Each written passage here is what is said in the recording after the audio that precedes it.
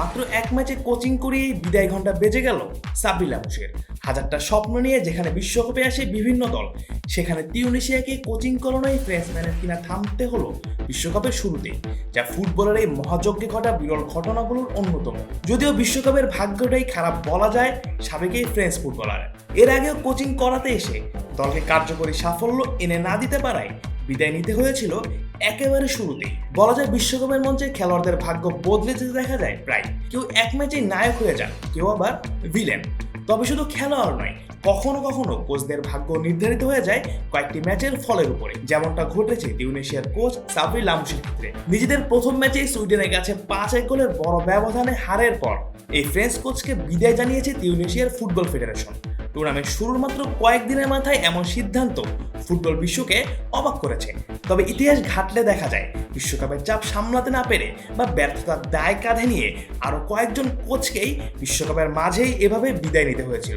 একনল hand wash dual সিলভারের শক্তি ও 8টি vitamin সমৃদ্ধ, যা টাফেস্ট জীবাণু থেকে দেয় 100% শক্তিশালী সুরক্ষা। যা শুরুটা বলা যায় অ্যান্ডি বিটিকি দিয়ে। 1954 সালে যে বিশ্বকাপের চলাকালীন সময়ে নিজে থেকে সরে দাঁড়ান তৎকালীন স্কটল্যান্ডের এই কোচ। যদিও শুরু থেকেই নানা প্রতিকূলতার মধ্য দিয়েই যাচ্ছিলেন তিনি। মাত্র 13 সদস্যের স্কোয়াড দেওয়া নিয়ে আগে থেকেই ক্ষোভ ছিল তার। এর সাথে দুর্বল প্রস্তুতি এবং প্রতিকূল আবহাওয়া, সব মিলিয়ে পরিস্থিতি সহজ ছিল না। আর নিজেদের প্রথম ম্যাচেই হেরে বসার সাথে সাথেই পদত্যাগ করার সিদ্ধান্ত নেন। একই টুর্নামেন্টে পরবর্তীতে উরুগুয়ের বিপক্ষে 7-0 গোলের ভয়াবহ পরাজয়ের মাধ্যমেই যার ইতি ঘটে। এরপর লম্বা এক বিরতি। 1998 সালের বিশ্বকাপের মঞ্চে ফের দেখা মিলে কোচ বিদায়ের মতো ঘটনার।